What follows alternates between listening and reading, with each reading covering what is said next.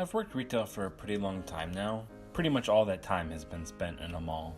When most people think about the mall, they think of shopping or hanging out with friends or going on dates. They're just generally positive things. When I think about the mall, I think about the deepest, darkest pit of hell that retail employees have been banished to pay for the collective sins of the human race. There are a lot of reasons why I hate working in malls, and I'm not sure I'm going to be able to fit it all into one video, but I guess let's give it a try. Before you can even make it into what I affectionately refer to as the great crumbling monolith of despair, you have to park. Parking garages have an interesting effect on people. They just lose their ability to follow any rule of the road and revert to a barbaric state of anarchy. I've seen a soccer mom break a lady's window of her parking spot, and mind you, if she had just gone 2 floors up, there was an entire level of open spots.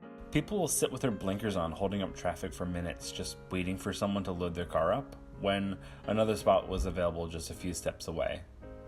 It really blows my mind what people will do to save themselves a few extra steps when they're just going to go and walk around a mall for 2 hours.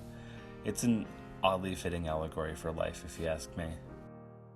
In Jean-Paul Sartre's existential masterpiece, No Exit, he says man is condemned to freedom. I think this applies pretty well to parking. I don't even try to look for a parking spot anymore. I've just resigned myself to parking on the roof.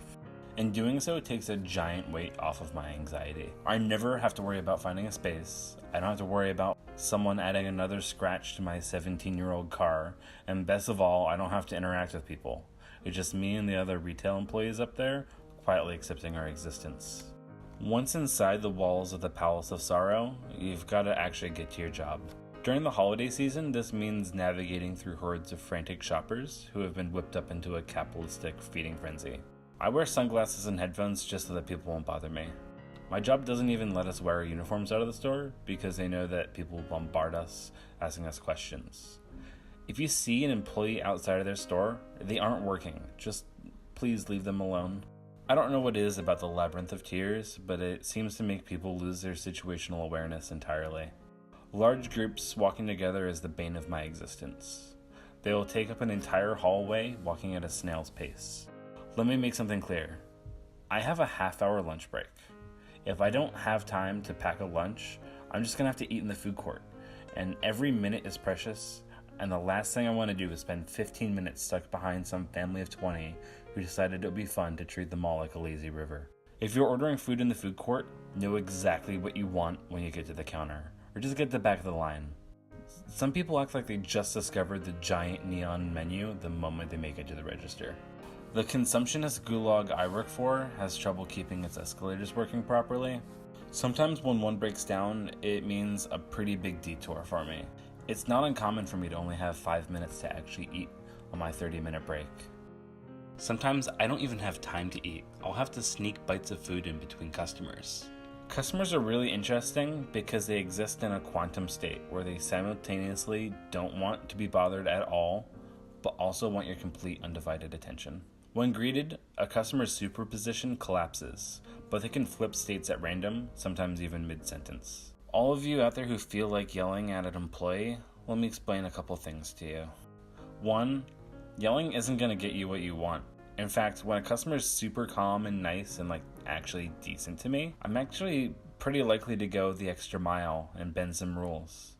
But if you don't have the courtesy to even treat me with respect, I'm going to find every speed bump and technicality I can to avoid giving you anything you want. Alright, 2. In a lot of situations, we agree with you. But this is our job and we have to follow the rules. Almost all of us are low-level plebes with absolutely no stake in anything other than the fact that we're living paycheck to paycheck and we can't afford to lose our job just to appease one customer. 3. Calling corporate isn't going to do anything. I've never heard of anyone getting fired or even reprimanded over some crazy customer calling a customer service number. 4. When you act like a complete ass, the only reason any of us are trying to be civil is because our jobs and liveliness is on the line. You may throw a fit and leave and feel like you've won the argument, but if there was no risk to me losing my job over verbally destroying you, trust me, I would relish the opportunity to make an example of you. And 5, when you ask to talk to a manager, one of 2 things is going to happen. Either the manager is going to come out and tell you the exact same thing I did because they're a decent human being who's going to have all their employees' backs no matter what, or they're a spineless coward and is going to crumble at the first hint of resistance and give you whatever you want. It really is one or the other. So if you're a manager out there, think about which one you are. Managers can really make or break the retail experience. Looking back at all the jobs I've had, no matter what I was doing or how hard the job was, if the manager genuinely cared about you and your development, the job could still be marginally enjoyable. I have seriously taken some genuinely good managers for granted, and to all of those managers out there, sorry. I'd take a pay cut just to work for someone who cared about their employees and actually had a vision I believed in. Because at the end of the day, retail employees need to feel like they're working towards something or making a difference, because we're in an industry that is propped up by the most selfish, gluttonous, and greedy qualities of Western culture. So really, the worst part of retail is that retail employees, oftentimes with full college degrees, are working jobs whose wages have stagnated for over half a century, selling products that they can't afford to customers who are so self-entitled and self-absorbed that they can't even treat people who are trying to help them like humans.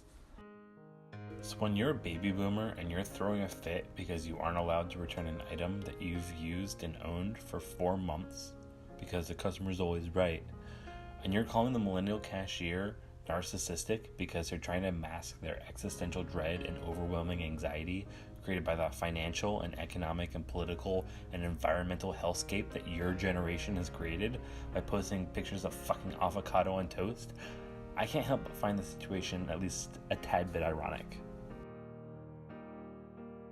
So I'm gonna wrap things up with a lightning round of requests, so if you could just stick to these rules, that'd be super cool. If you're using the escalator, stay to the right so that people can move past you on the left. If you bring a pet to the mall, clean up after it. I love a pupper as much as the next guy, but I don't want to clean up your pupper's piss on the floor. If an employee is helping you or you're at the register, just get off your phone. The phone call is not that important. If you hand me money that you just pulled out of your bra or shoe or anywhere other than your pocket, I'm not taking it. It's not going to happen. It is not my responsibility to watch your kid. I'm not going to stop them from climbing on things, and if they run to the store, I'm not going after them. And trust me, that's happened. If you're shopping on Christmas Eve or any busy day of the year, stores are going to run out of things. You waited until literally the last minute, and to be honest, it's your fault. Whatever witty comment you're going to make, someone's already made it, hundreds of times. You aren't original. In fact, there's no such thing as originality, so just keep it to yourself.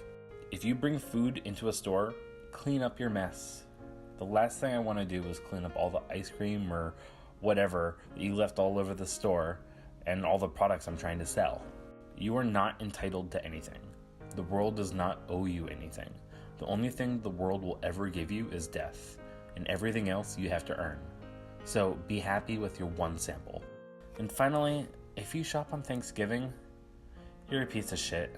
Plain and simple. Fuck you. So yeah, just stick to those rules and you might make the soul-crushing experience of working retail a little bit easier to swallow. But just a little bit. Thanks for watching. Don't forget to like, share, and subscribe. And most importantly, please clap.